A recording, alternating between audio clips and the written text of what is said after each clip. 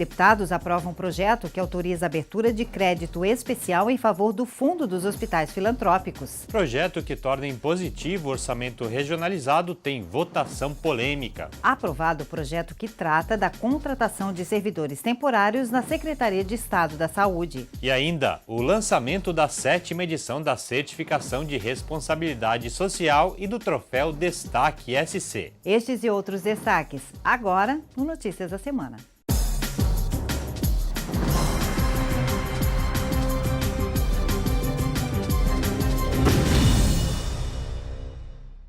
Os deputados lançaram a Frente Parlamentar da Erva Mate aqui no Parlamento. O objetivo é ampliar as discussões para a criação de políticas públicas voltadas ao setor. A solenidade de instalação foi no plenarinho da Assembleia Legislativa e em clima de confraternização, com rodas de chimarrão para comemorar. Participaram técnicos agrícolas, produtores e representantes do governo e de sindicatos ligados ao cultivo e à comercialização da erva mate no estado. Vários deputados participaram da cerimônia e destacaram a importância da criação da Frente Parlamentar da Erva Mate. Que seja feito um movimento para que seja representada essa categoria que também trabalha voltada à agricultura. Por isso que eu acho que é importante que a gente se envolva e que tenha diversos deputados defendendo essa bandeira da erva mate em Santa Catarina. A frente parlamentar é importante para Santa Catarina, tendo em vista Santa Catarina é um grande produtor de erva mate, de qualidade inclusive, onde se vende para vários estados do Brasil.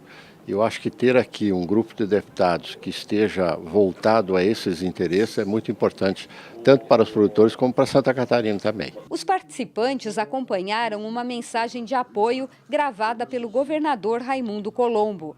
Da partilha, do sentimento da convivência. Vai ser um grande trabalho. Contem comigo. Parabéns e um grande abraço. Uma das principais lutas da Frente Parlamentar da Erva Mate deverá ser pelo restabelecimento do benefício de crédito presumido com alíquotas reduzidas de 5% no ICMS cobrado para vendas no Sul e Sudeste e que no final de março subiram para 12%.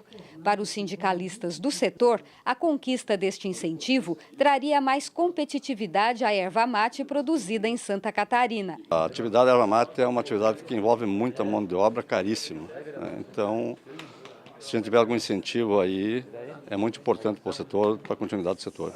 O estado tem aproximadamente 120 produtores de erva mate.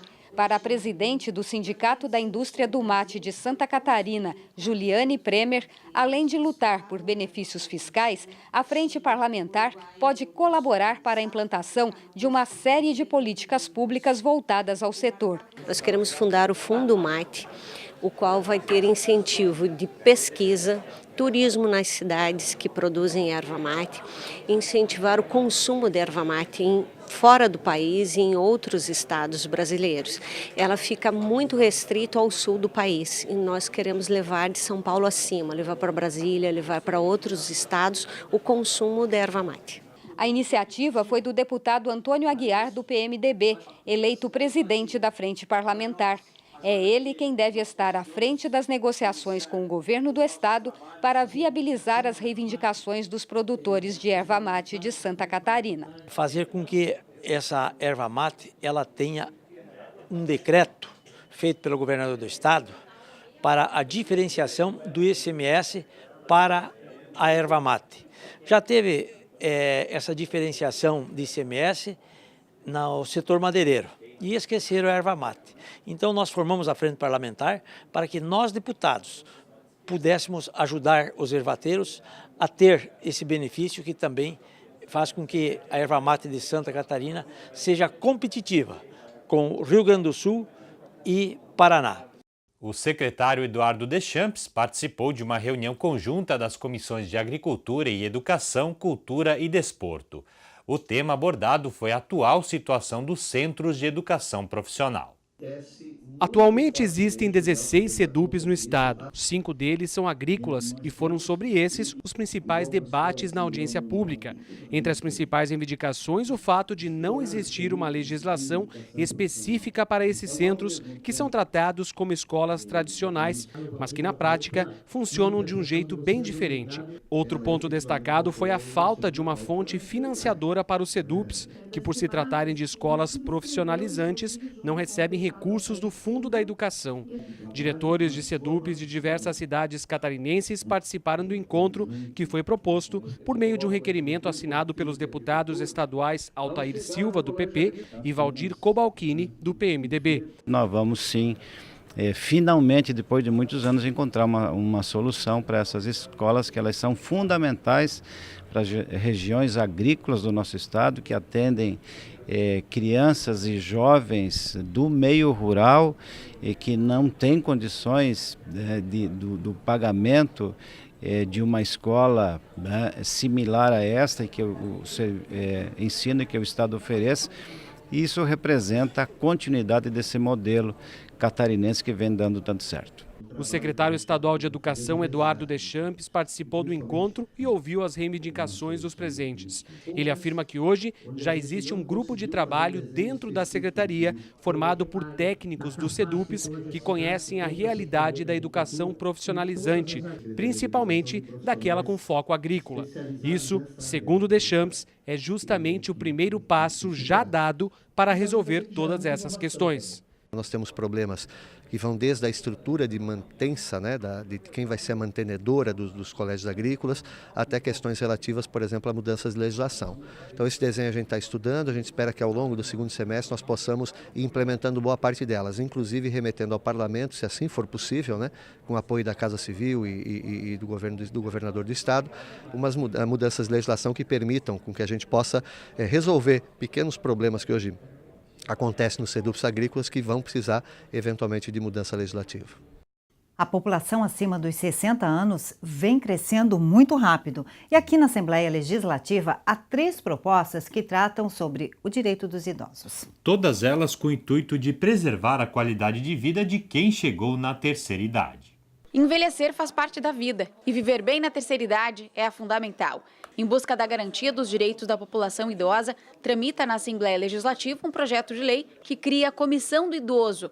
O novo colegiado deverá atuar em defesa das pessoas que estão acima dos 60 anos de idade. Além da nova comissão, tramita no Parlamento um projeto de lei que institui o Fundo Estadual do Idoso. O fundo terá recursos que serão usados para criar novas políticas públicas e para garantir os direitos de quem está na terceira idade. Integrante da Comissão do Idoso da OAB e membro do Conselho Estadual do Idoso, Ariane Anjoletti acredita que estas iniciativas são de extrema importância, já que muitas pessoas acima dos 60 anos desconhecem seus direitos. Até uma questão cultural, os idosos não se entendem violados nos seus direitos. Então, quando a família o abandona ou não presta os cuidados necessários, por exemplo, o idoso acha que isso é normal, que se ele reclamar ele vai estar atrapalhando, porque o filho está trabalhando, porque o neto está estudando. Então, é uma questão cultural brasileira. Preocupado com o desconhecimento da população idosa, o deputado Natalino Lázari, do PR, elaborou um projeto de lei que cria a campanha de divulgação dos direitos dos idosos. Um grupo de jovens de Correia Pinto, jovens que vieram aqui neste parlamento, deram a ideia de fazer uma semana de conscientização do direito dos idosos. Significa que eles, jovens, já têm essa preocupação com o idoso. Então isso me estimulou a entrar com esse projeto de lei que foi aprovado, que está agora devidamente em vigor e que no mês de outubro vai ser feita uma ampla campanha para a divulgação dos direitos então dos nossos idosos. As propostas mostram o quanto é importante garantir os direitos de quem chegou à terceira idade. O envelhecimento é um processo natural da vida e precisa ser pensado para que todos tenham a estrutura necessária quando chegar à melhor idade. Eu tenho que saber da minha vida, organizar minha parte financeira, aposentadoria, minha relação familiar. O que a gente vê hoje muito são idosos que acabam sendo deixados de lado, por uma questão de relações familiares que não foram bem conduzidas. Pessoas que não se aposentam porque não sabiam que precisavam contribuir com a Previdência. Então, a informação tem que chegar nesse pessoal o mais rápido possível. Deputados aprovaram um projeto que autoriza a abertura de crédito especial em favor do Fundo dos Hospitais Filantrópicos. A proposta chegou há poucos dias no Parlamento, passou pela Comissão de Finanças e seguiu para a votação em plenário. O projeto de lei de autoria do Governo do Estado foi aprovado por unanimidade pelos deputados. A proposta autoriza a abertura de crédito especial em favor do Fundo de Apoio aos Hospitais Filantrópicos, EMOSC, CEPOM e hospitais municipais. O valor destinado é de R$ 28.510.000. Esses recursos eles foram destinados, resultado de uma economia que a Assembleia fez na pessoa do presidente Gelson Merizio, e foi repassado para o fundo. Só que no momento em que foi passado para o fundo, que vinculamos esse dinheiro, a lei orçamentária já havia sido aprovada. Então nós abrimos uma nova unidade orçamentária para liberar o dinheiro. O dinheiro existe e não podia ser usado. Agora pode ser utilizado pelos hospitais filantrópicos de Santa Catarina, que fazem um trabalho excepcional e que merece o nosso respeito e o nosso apoio. A criação do Fundo Estadual de Apoio aos Hospitais Filantrópicos, EMOSC, CEPOM e hospitais municipais de Santa Catarina foi aprovada aqui no Parlamento em julho do ano passado. O objetivo era garantir a destinação de mais recursos para a área da saúde, em especial para os quase 200 hospitais filantrópicos e sem fins lucrativos que atuam no Estado e que juntos respondem por mais de 70% de todo o atendimento pelo SUS realizado em Santa Catarina. Conforme a legislação, no mínimo 90% dos recursos do fundo devem financiar cirurgias eletivas de baixa, média e alta complexidade. O deputado José Milton Schaeffer, que preside a Frente Parlamentar de Apoio aos Hospitais Filantrópicos, comemorou a aprovação do projeto. É um dinheiro que chega num bom momento, principalmente para pagamento de cirurgias eletivas já realizadas pelos hospitais filantrópicos de Santa Catarina. Também tem recurso que vai para o CEPOM e para o EMOSC, mas que vai proporcionar também, junto com outros recursos, um aporte financeiro para o relançamento do Programa Estadual de Cirurgias Eletivas, que vem sendo aguardado há muito pela população. E veja ainda hoje a votação do projeto que torna impositivo o orçamento regionalizado. O Notícias da Semana volta em instantes, não saia daí.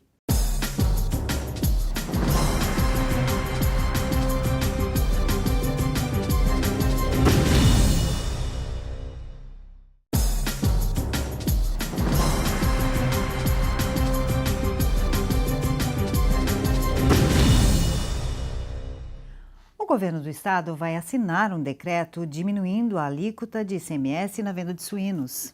O anúncio foi feito pelo presidente da Comissão de Agricultura do Parlamento durante sessão ordinária. Santa Catarina é o estado brasileiro que mais produz carne suína. Segundo dados da Associação Catarinense de Criadores de Suínos, existem cerca de 8.000 produtores no estado. A cada ano são produzidas mais de 800.000 toneladas de carne de porco. E agora o setor, que representa uma importante fonte de renda para a economia do estado, vai receber um novo apoio. Segundo o deputado Natalino Lázari, presidente da Comissão de Agricultura no Parlamento, o governo estadual vai editar um decreto reduzindo de 12% para 6% a alíquota de ICMS cobrada nas vendas de suínos vivos para outros estados. O novo percentual valerá de julho a dezembro deste ano. O governador vai então assinar um decreto fixando em 6% a alíquota do suíno vivo vendido para fora do estado até o final do ano. E nós temos a convicção absoluta, sem medo de errar, de que isso é um avanço importante e é uma sinalização clara de que o governador tem, o governo como um todo tem a intenção de fazer com que a suinicultura, que é um dos alicerces da nossa economia, continue viva. A polêmica na votação do projeto que torna impositivo o orçamento regionalizado. A matéria prevê o uso de 3% da receita corrente líquida do ano para a realização das ações e obras definidas pela população.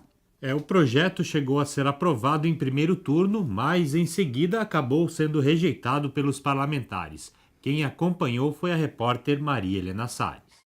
O deputado Marcos Vieira, do PSDB, presidente da Comissão de Finanças, foi à tribuna para defender o projeto de autoria dele.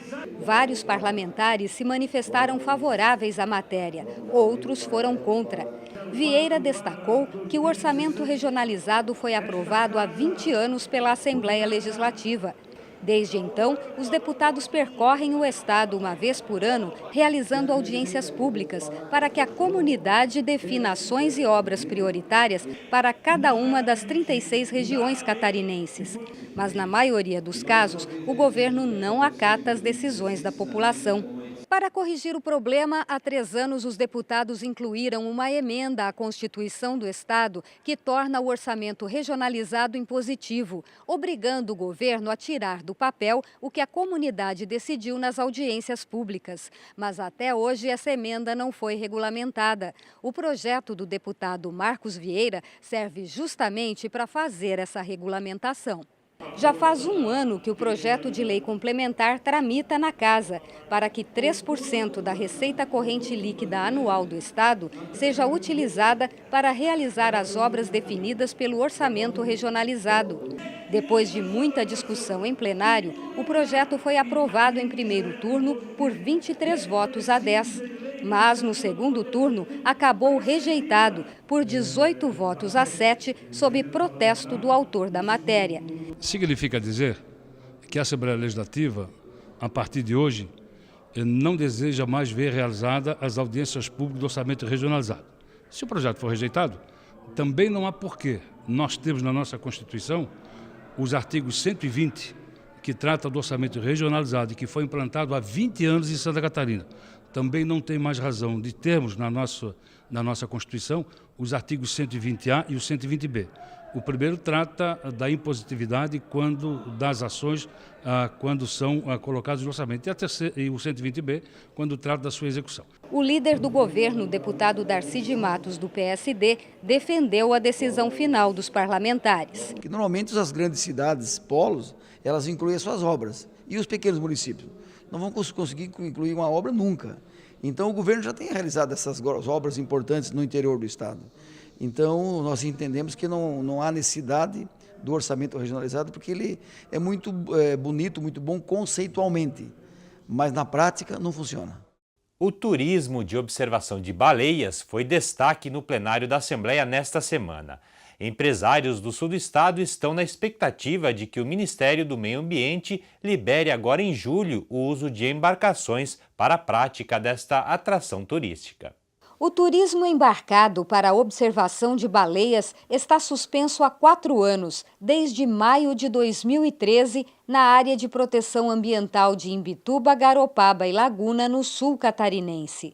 A determinação judicial teve por base a denúncia de que empresas de turismo da região estariam desconsiderando a distância mínima de 100 metros, permitindo aos turistas tocarem nos animais, o que poderia colocar em risco a integridade e a saúde das baleias.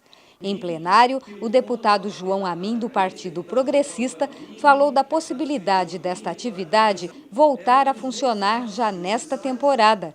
O parlamentar lembrou que o Estado já deu os passos necessários para regulamentar este tipo de turismo e atender às determinações da Justiça Federal, com o início do estudo de impacto ambiental e a criação de regras para o transporte dos turistas até os locais próximos aos animais. Amin conta com uma garantia que recebeu do ministro do Meio Ambiente, José Sarney Filho, que visitou o Estado há 2 semanas.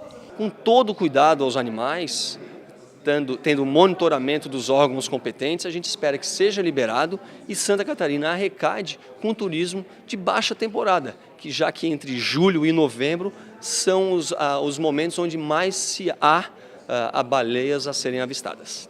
O uso de sacolas plásticas tem sido questionado em várias partes do mundo. Na cidade de São Paulo, a sacola chegou a ser proibida por um tempo nos supermercados. Aqui em Santa Catarina, isso também pode acontecer. 2 projetos de lei que tramitam aqui na Assembleia têm o objetivo de regular o número de sacolas usadas pela população. Veja na reportagem de Denise Félix. As sacolas plásticas são boas aliadas na hora das compras no supermercado. Mas se de um lado elas ajudam, de outro não são nada inofensivas. Elas são as vilãs do meio ambiente. O Brasil produz cerca de 12 bilhões de sacolas plásticas por ano. Cada brasileiro usa em média 800 sacolas. O número é muito alto e nada favorável ao meio ambiente. O grande problema está na demora da decomposição. Dependendo da sacola, ela pode levar de 100 a 400 anos para se decompor.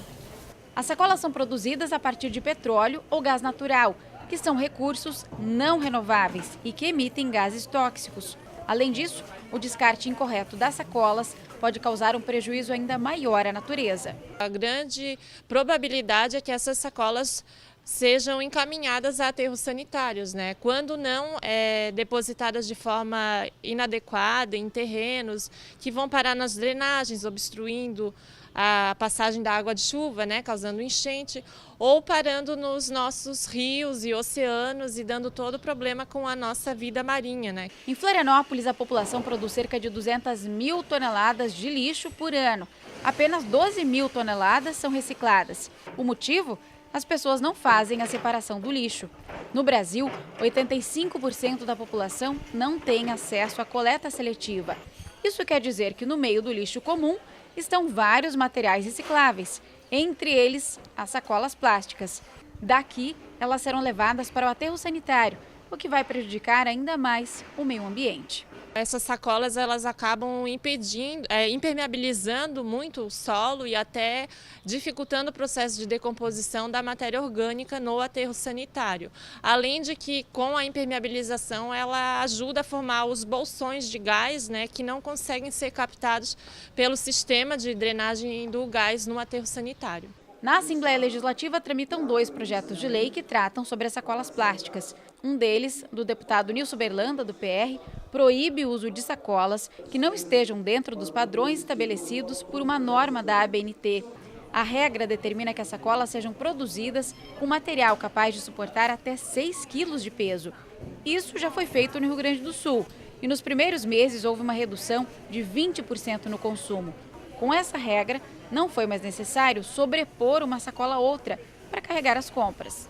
O segundo projeto de lei é do deputado Aldo Schneider, do PMDB, que propõe o recolhimento das sacolas plásticas dos estabelecimentos comerciais do Estado. A proposta determina substituí-las por sacolas retornáveis.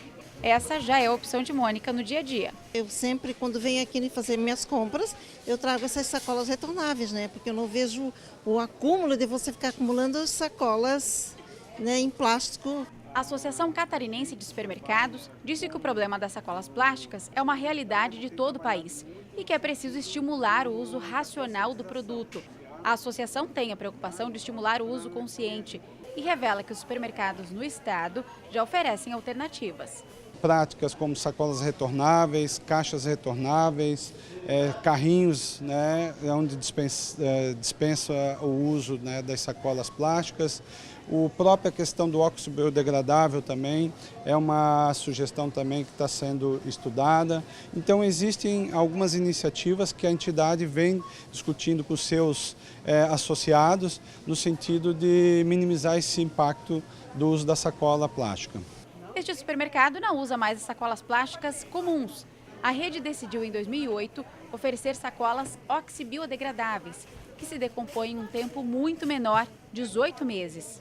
Em 2008 também começamos a utilizar a sacola oxibiodegradável, que tem um impacto bem menor no meio ambiente, né? Iniciativas como esta ainda não fazem parte da maioria e acontece exatamente o mesmo com os consumidores.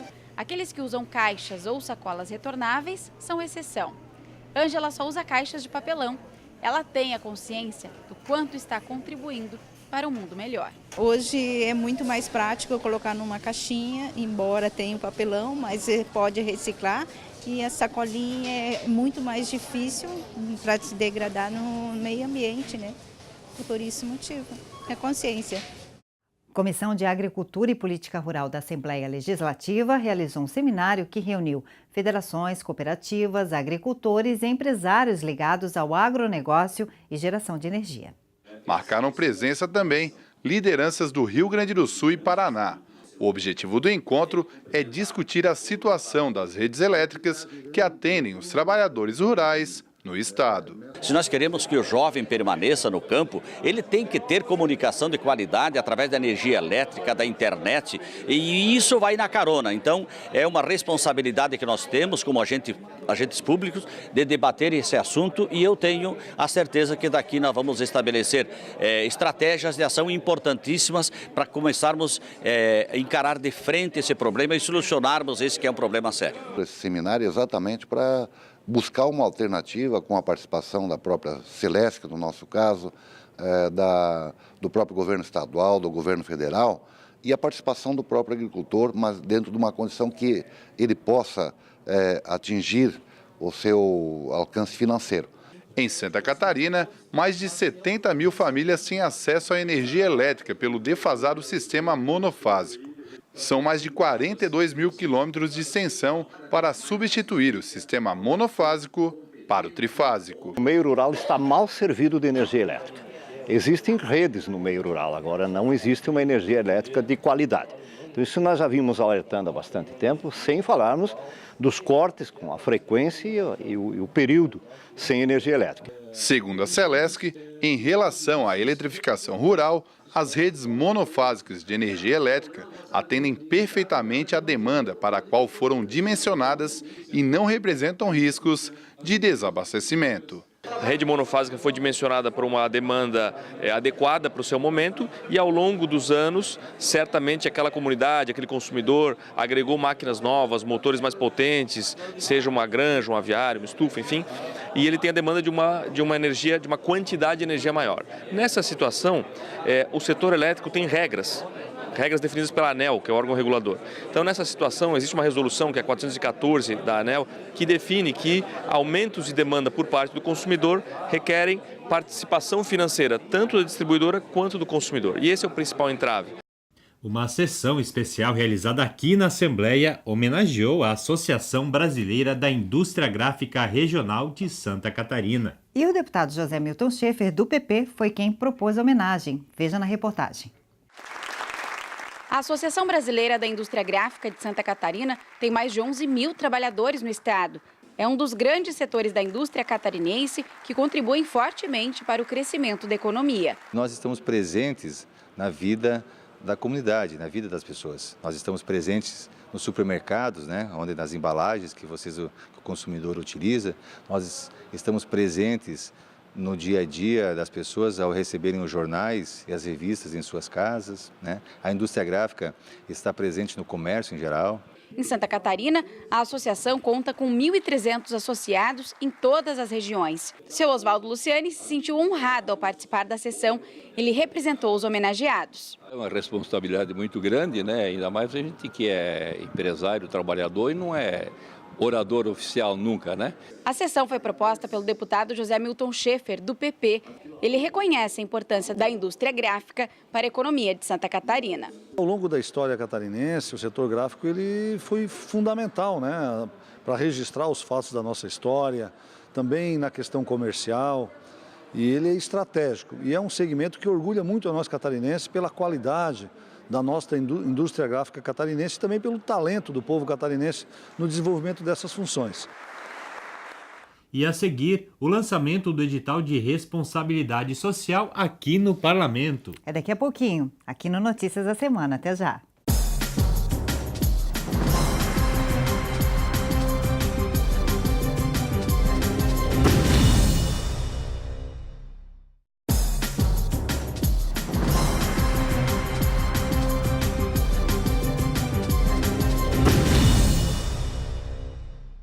O Plano Decenal de Direitos Humanos da Criança e do Adolescente em Santa Catarina foi discutido em audiência pública aqui na Assembleia. O documento estadual deveria estar concluído em 2015 e nos municípios no ano passado. Para agilizar e conduzir os trabalhos, foi formada uma comissão representada por diversos órgãos do governo e da sociedade civil. Segundo o Conselho Estadual dos Direitos da Criança e do Adolescente, desde 2013, uma série de sugestões vem sendo recolhidas em vários eventos pelo Estado. Em paralelo, também é realizado um levantamento das ações que o Estado já desenvolve. Segundo Lídia Vargas Peixer, secretária executiva do Conselho Estadual, o que está faltando é um assessoramento técnico para reunir todas essas informações e a conclusão do documento. O Conselho Nacional dos Direitos da Criança e do Adolescente orienta o protagonismo infanto-juvenil no processo. Para isso, firma parcerias com organizações não governamentais para desenvolver encontros e oficinas nas escolas. Em Santa Catarina, o Instituto de Desenvolvimento e Direitos Humanos promove ações em Três Itilhas, Joinville, Florianópolis, Biguaçu e Blumenau. Durante a audiência pública, parte do resultado deste trabalho de levantamento foi apresentado e discutido durante a audiência. A Assembleia Legislativa, por meio da Comissão dos Direitos da Criança e do Adolescente, participa do processo de formação do Plano Decenal de Direitos Humanos na área infanto-juvenil. Os deputados aprovaram um projeto de conversão em lei da medida provisória que trata da contratação de servidores temporários na Secretaria de Estado da Saúde. Pela medida, a Secretaria poderá recontratar médicos que seriam dispensados no encerramento do contrato. Uma emenda beneficiou também servidores da Secretaria de Estado da Justiça e Cidadania. Um grande número de servidores acompanhou a votação nas galerias do plenário. A emenda ao projeto de conversão em lei da medida provisória 210 beneficia 900 agentes penitenciários e socioeducativos, admitidos em caráter temporário pela Secretaria de Estado da Justiça e Cidadania. São profissionais que fizeram curso para atuar em 12 unidades prisionais do Estado e que até agora só podiam ser contratados por um ano, renovável por mais um. Depois deste prazo, eles tinham que ficar um ano fora da prestação de serviço ao Estado, para depois voltar por mais 2 anos. Com a aprovação deste projeto, a partir de agora, eles poderão trabalhar 2 anos, renováveis por mais 2, sem a necessidade do atual lapso de 12 meses fora dos presídios. Os servidores comemoraram a aprovação da emenda. Para os servidores é uma continuidade do trabalho, porque todos foram treinados, preparados, fizeram uma academia, e você ficar 12 meses renovável por mais 12, o erário público também terá que fazer um novo processo seletivo, então tem essa economia para o Estado. Os agentes conseguem dar continuidade ao trabalho, que pela situação que nós passamos hoje no país, com o sistema penitenciário. Os deputados apresentaram novas emendas em plenário, tentando conceder benefícios a outros servidores da saúde. Uma delas, de autoria do deputado Antônio Aguiar, do PMDB, foi aprovada e concede aos cirurgiões bucomaxilofaciais a mesma jornada de trabalho dos médicos ACTs. O governo certamente vai vetar, porque nós entendemos que não dá para reduzir jornada de servidor público através de medida provisória, né? Nós temos um compromisso com eles para rever esse assunto agora, daqui a alguns dias, na Lei 323, que trata da carreira do servidor. E nós ampliamos o período de contratação dos servidores para a Justiça e Cidadania, presídios, centros de recuperação dos menores infratores, para 24, mais 24 sem quarentena. Isso foi um avanço, no meu entendimento, significativo para Santa Catarina. Projeto de lei que dispõe sobre o uso do nome social e o reconhecimento de identidade de gênero de pessoas travestis e transexuais está em discussão aqui na Assembleia Legislativa. A reportagem é de Renan Schlickman. Quando nasceu há 22 anos, Nicolas foi registrado como menina. Mas já na infância, o estudante percebeu que preferia atividades relacionadas a meninos. Teve um dia na creche que eu pedi para a professora se eu não podia ficar sem camisa. E ela me disse que não. E eu fiquei me perguntando por que eu não posso andar sem camisa, se os outros meninos também estão andando sem camisa. Então eu acho que eu me identificava muito mais com o gênero masculino, de eu queria estar com os meninos e fazer coisas de menino, do que com o gênero feminino. Na adolescência, aos 14 anos, Nicolas descobriu ser transgênero, uma pessoa que se identifica com um gênero diferente daquele que corresponde ao seu sexo. Mas isso não mudou uma rotina de constrangimentos. Na hora da chamada em sala de aula, por exemplo, o nome ainda era o de menina, assim como no posto de saúde ou em outro ambiente que exigisse identificação. E aos 14 anos que eu descobri o que era uma pessoa transgênero. E aquilo me deixou meio maravilhado e ao mesmo tempo com medo. Porque era a forma que eu me sentia, era aquilo que eu sentia e era uma pessoa tomando uma atitude, digamos que drástica, em relação a essa forma como se sentia. Faz apenas 2 anos que ele conseguiu ser reconhecido pelo nome social. Na faculdade não tem mais problema. Na lista de chamada, ao lado do nome civil, consta o nome pelo qual quer ser reconhecido. Mas em outros locais, ainda precisa pedir que o chamem pelo nome que escolheu. A pessoa não tem que fazer várias vezes aquilo. E aí já fica ali esse entendimento de que esse é o teu nome e é assim que as pessoas têm que te chamar. Diferentemente de Nicolas, muitas pessoas ainda passam pelo constrangimento de serem chamadas pelo nome civil em ambientes públicos.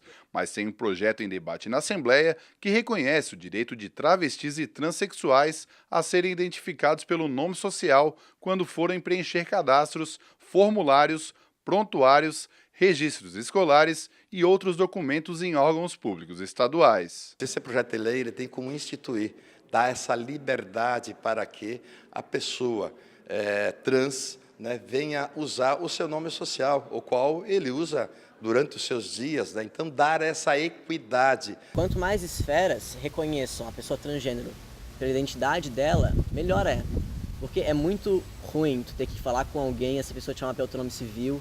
Aquilo é uma coisa que deslegitima toda a tua identidade, sabe? Te diminui. No Brasil não existe uma legislação que regulamente e determine a alteração imediata do registro civil. Assim, resta o transexual pleitear judicialmente a mudança.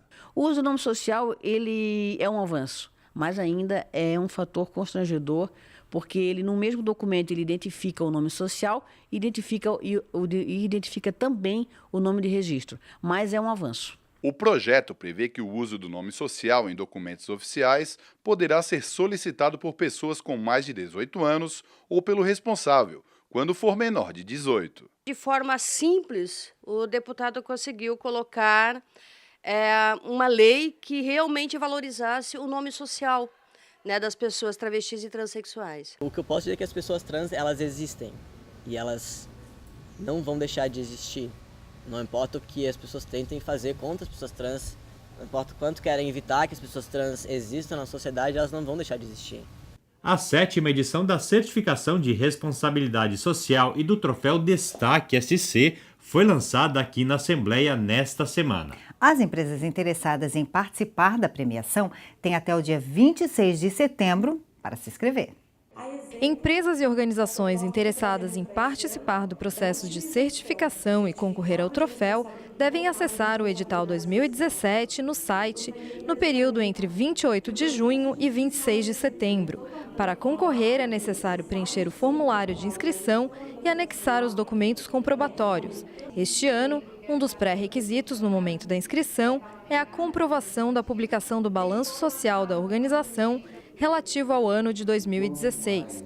As empresas certificadas contam agora com um diferencial. Recebendo este reconhecimento do título de certificação de responsabilidade social, essas empresas têm uma vantagem perante as demais, ou seja, na medida que vai participar de uma concorrência pública ou de uma venda, mesmo que não haja concorrência, mas um dos critérios que muitas empresas levam em consideração é a certificação de responsabilidade social. Haja visto que já aconteceu aqui no estado de Santa Catarina, empresas multinacionais que foram reconhecidas com a certificação e por conta disso tiveram a sua venda, ou seja, a sua negociação como prioridade. Algumas alterações foram feitas no edital deste ano, a fim de desburocratizar o processo e simplificar o preenchimento das informações. Esse ano nós simplificamos e desburocratizamos o processo de certificação do Estado de Santa Catarina. Simplificamos no sentido de deixar o formulário de inscrição mais enxuto. Solicitamos menos informações aos empreendedores ao se inscreverem no processo através do site da Assembleia. Desburocratizamos no sentido de exigirmos menos documentos para a participação desse certame. Outra novidade no edital 2017 é que foi suprimida a necessidade de apresentação de licença ambiental de operação. Em contrapartida, as empresas precisarão declarar que atuam em conformidade com as legislações federal, estadual e municipal vigentes e também em conformidade com as resoluções do Conselho Estadual do Meio Ambiente, que tratam dos empreendimentos passíveis de licenciamento ambiental.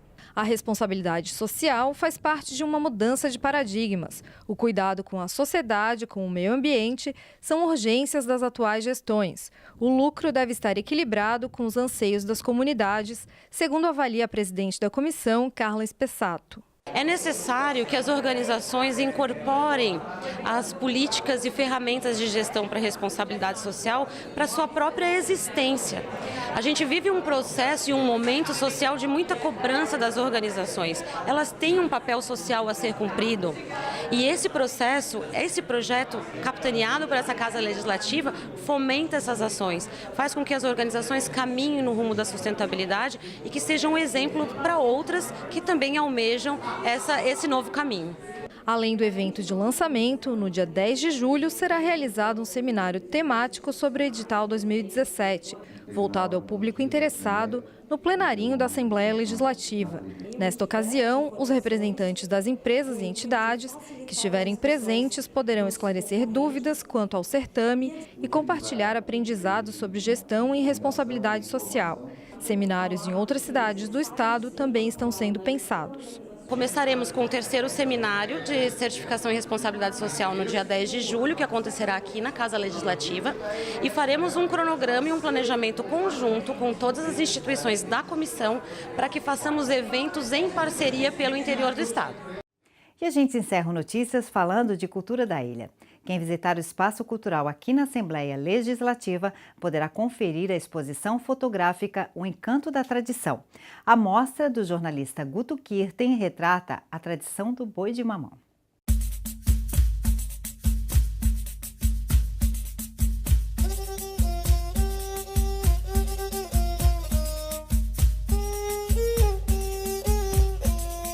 As imagens foram captadas em 2016 durante a Festa das Tradições, que acontece há 9 anos no Núcleo de Educação Infantil Campeche, no sul da ilha.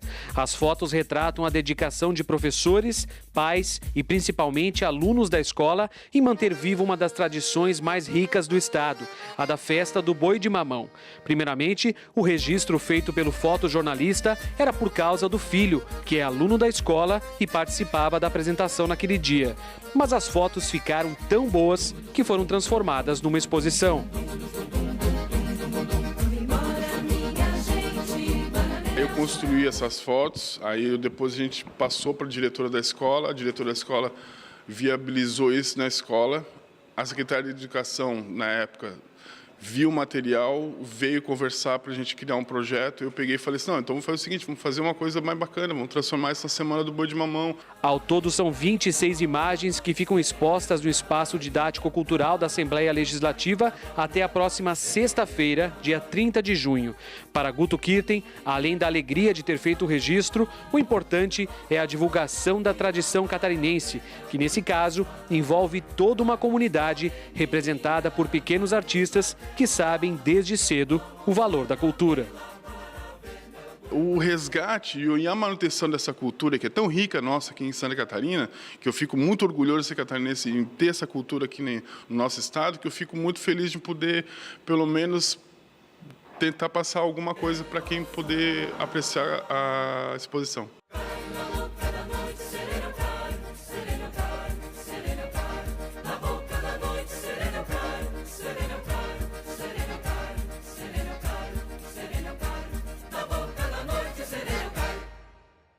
Por hoje é só, o Notícias da Semana vai ficando por aqui. A gente se encontra novamente na semana que vem nesse mesmo horário. Até lá!